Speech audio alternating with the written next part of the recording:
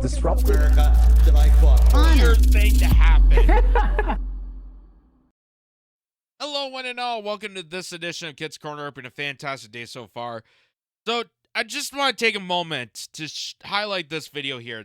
For those who are witnessing what's happening with Israel and Palestine, you know about the influence of AIPAC lobby. It's not your typical average, corporate conglomeracy lobby.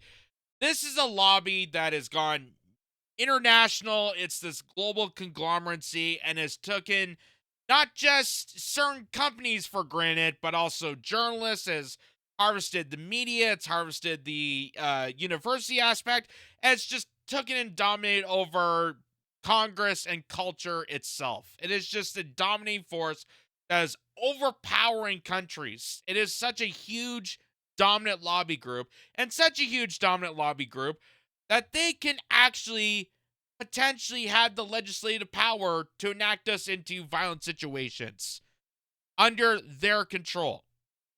And it sounds like a hyperbole to say that it's not just America that's responsible for getting us into war, but it's also these global international lobby firms like AIPAC that's responsible for putting us into wars like Iraq, for example. As this video points out, this is from Hotspot, and they said a former U.S. congressman explains how AIPAC, the AIPAC lobby group, was responsible for pushing the U.S. to go to war with Iraq. And this has been documented. But then kept under wraps for a long while because, again, they don't want to show the mass amount of influence and blackmail the state of Israel, Netanyahu, and the AIPAC lobby has on the United States for numerous amount of times. But just to show how impactful this is, take a look at this. In 2002, AIPAC was lobbying Iran to vote for the invasion of Iraq.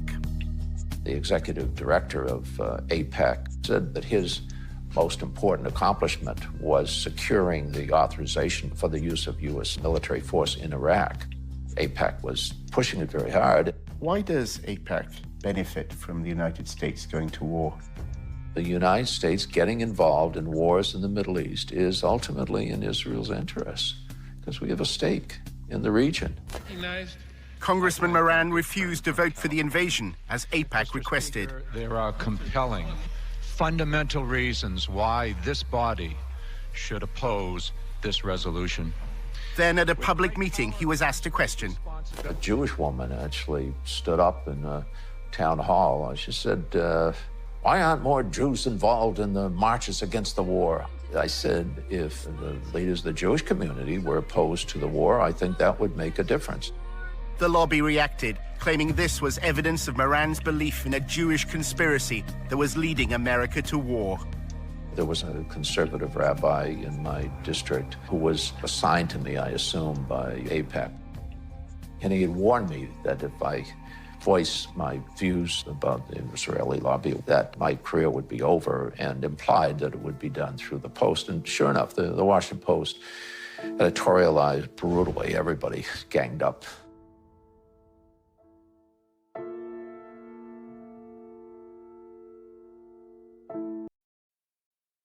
So because he had a more peaceful diplomatic approach and said that invading Iraq, which we knew now, but kind of had details on the fact that this invasion had nothing to do with 9/11, nothing to do with retaliating against a terrorist attack, but more just the fact that this gave us the opportunity, the strategic opportunity to go advance in warfare in Iraq because they have oil, they have natural resources, and we just want to cultivate that. This is how impactful the AIPAC lobby is, because they're the ones masterminding this. They're the ones strategically organizing the fact that, hey, we got to go Iraq, we got to go Syria, we got to go Lebanon, we got to go here, Libya, Iran, and all these different places. We got to strategically organize the United States and Israel to send militia to these territories and invade these countries and cause chaos, cause havoc, add more to the war on terror so we can have this giant conglomerate, this global oligarch of war power heads taking occupation of the Middle East. And because one guy one former congressman says, hey, maybe we shouldn't be doing this, they do a hit piece on him. They say they can't have his job. They're contacting people in the media saying, hey, you got to make this editorial piece about how we need to fire this guy because, God forbid, he doesn't want us to invade countries and maybe wants to focus on America and its safety. I don't know. Such a crazy idea. Why does he not want to invade people? He must be anti-Semitic, even though he's supportive of the Jewish people that are also peace advocates and don't want the Bush administration to invade this country.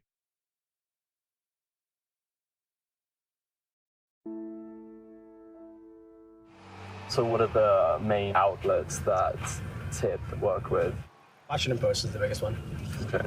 Isn't that like just down there or something? Yeah, it's actually that building. Moran claims the Washington Post's editorial board has a close relationship with AIPAC. The principal editorial board of the Post itself has been a very effective instrument because they've been able to maintain their credibility. And it's a great paper in every other way, but because they have such credibility, they're extremely effective. Everyone knew he wasn't anti-Semitic. Anti-Semitism has come to mean anti-Israel. The AIPAC crowd doesn't really care very much about whether or not a person likes Jews or wants one to move next door. All they care about is what their position is on Israel. Yep. Both of my... And that was proven by Jewish advocates for peace. That was proven by actual Jewish members who were protesting against the occupation in Gaza. Norman Finkelstein pointed all this out in lenient terms. He said that the purpose of calling people anti-Semitic has nothing to do with Judaism, has nothing to do with the religion. It just has to do with the fact that you're against Zionism, you're against occupation, you're against the state of Israel and all its formations. It'd be like saying that if you're against America and their occupations, that you're anti-Christian because there's more Christians in America than any other religion. Like, just kind of how ridiculous that sounds. And by the way, if the AIPAC lobby was really, really in stance to stop anti-Semitism, why are they supporting companies like Disney? Think about that. Walt Disney was a huge anti-Semitic member. Hugely anti-Semitic. And yet, AIPAC has spent millions of dollars incorporating Disney into their propaganda slew. So think about that. While they're demonizing Jewish people, advocating for peace against, for all people, all sorts of people, Judaism, Arabs, Christians, Catholics, Semites in Palestine, the children in Palestine, all across the board just want peace and stability. They're being called anti-Semitic while AIPAC is supporting Disney. Think about that. My daughters married Jewish men. My grandchildren are Jewish. Anybody that considers me anti-Semite is ignorant. So that's amazing. That's amazing. And again, it shows how influential AIPAC is when it comes to media, when it comes to Congress, when it comes to writing legislation, when it comes to intelligence. I mean, we have shown many videos of how impactful Israel is when it comes to now even social media. There's groups in Israel hired to occupy parts of Wikipedia that they're trying to change up Wikipedia to make it more lenient towards Zionist movement. They actually have companies established to use intelligence against us. They're blackmailing our countries and saying that if you're not supportive of our doing, we will spread all this damning evidence against you. We are the ones that are going to blackmail you, and we're going to subjugate you into going down our trope. And if you don't do so, then you're an anti-Semite. You're against Jews. You're against this. You're this and that and the other. We're going to make you get fired. We're going to have you executed. Like all the crazy stuff you can imagine they're doing right now. And it's just so manipulative and so chaotic that it goes down to the soldiers themselves. And we've shown this before, but I'm going to show it again, of a streamer, a YouTube gamer, had a conversation with an IDF soldier. And again, if you really want to think that the Israelis are trying to defend themselves, that this is about Hamas, this is about the hostages, all the stuff you were been told by the AIPAC lobby that this is why they're doing this, hear it from an IDF soldier themselves, because they will tell you the exact opposite. They will tell you that we don't really care about the hostages. It's not about Hamas. It's just about destroy, conquer, and taking over the land. We want to take over the land for the natural resources. We want to take over the land because it's, rightfully so, and we will do anything that we can to stop other countries from forming and allow other people to have peace because we're the superior power. Kind of interesting where we've heard that before. And now they just continue to, it's almost like rebranding. The rebranding Nazism to include the state of Israel. But listen to this. Are you a IDF soldier? Yes, I am. Didn't the IDF, they bombed Gaza and they Yeah, of course. and they killed hundreds of children? I don't know about it, okay? I just know that we bombed them because they bombed us, okay? And What about before that? Why did they bomb you guys? I don't know why, okay? Maybe something like a lot of years ago, but... You don't know the information? Before Israel, 1948, it was Palestine. Yeah. Oh, no, it's called Israel. No, it was called Palestine before 1948. Maybe it is. And it still is. Right now, it's occupied Palestine, yes. Yeah. I wish IDF kill more children, okay? And I wish the IDF will find you and kill you, okay? Why? Okay. That's an IDF soldier announcing a death threat to this guy for having a conversation. It's again, the streamer's not saying, "Hey, I want to kill you." He's not going on camera saying, "Hey, we gotta do something about you guys." He's just saying that, "Hey, what's going on there?" Like just having a normal conversation like anybody else would. And the other IDF soldier's like, "Hey, I just wish we could find you and kill you."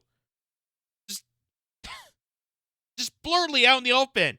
Oh, we need to kill more children. Well, I thought this was about Hamas. I thought this was about, saving the hostages. I thought this was about defense in some way. No. We just go in, bomb, destroy, We just want to kill people. Killing is fun. We get to use weapons. Utterly and grossly insane. Immorally, godly, insane. No, I don't know. It's only Israel, no Palestine. And if you talk it like again, I will f you in your okay? Motherfucker. Wait, does he kill innocent Palestinians? I kill every Palestinian you see. So every Palestinian you see, you kill? Every Palestinian you see, I just...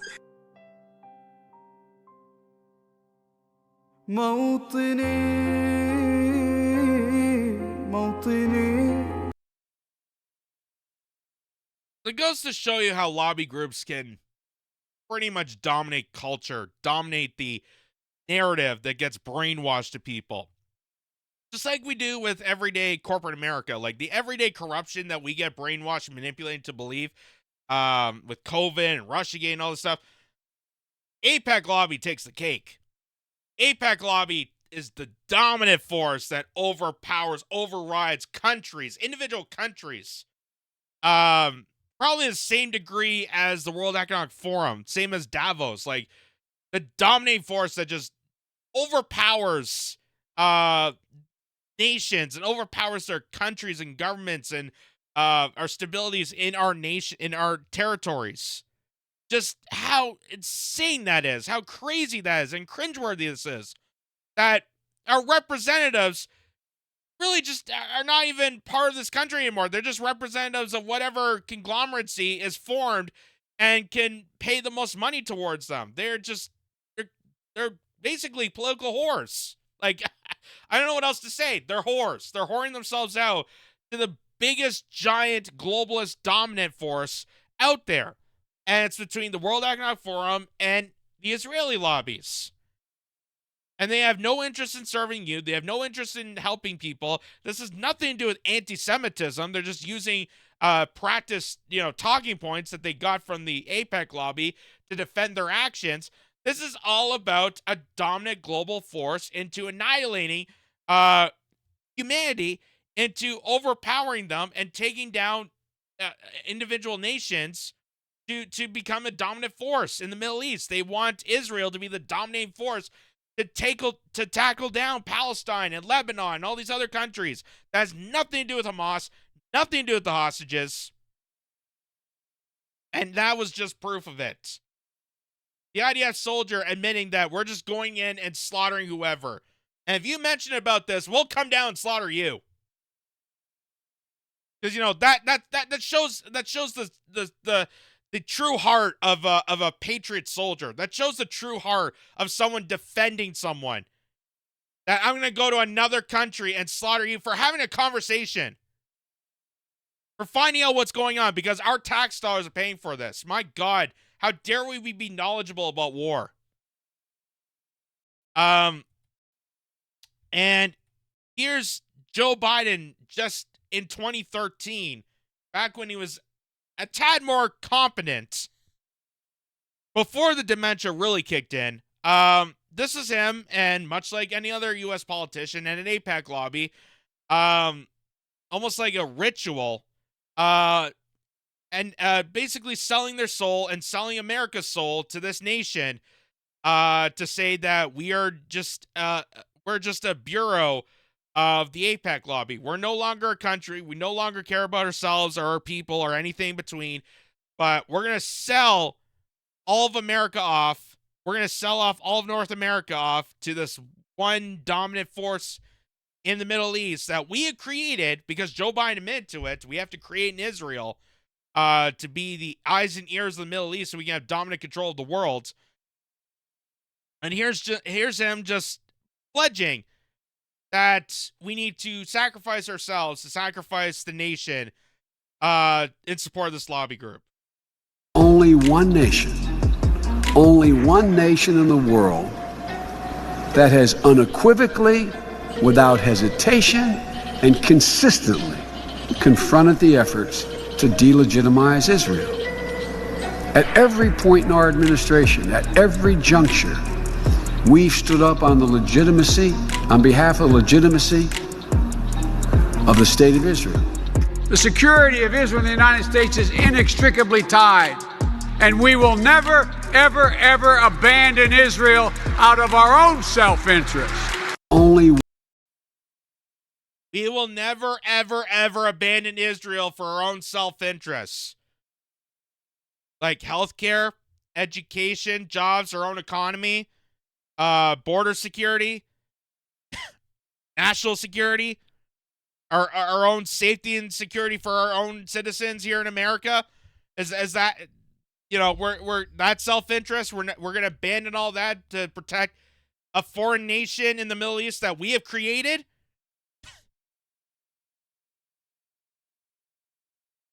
Oh my God.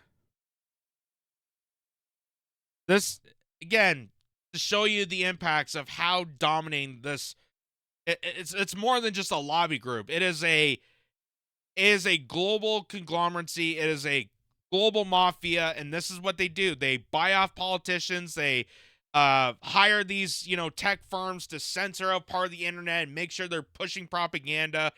They're disavowing people to even mention about this. The whole anti-BDS movement, remember when that was the thing? People weren't allowed. They weren't allowed to divest from Israel. If you divest money from Israel and have control over your own finances, they arrested you. They arrested people that didn't have 100% support of Israel. Even just for your own personal financial freedoms, you can't even do that. So it's just damning. It's just absolutely damning that it feels like we don't have countries anymore.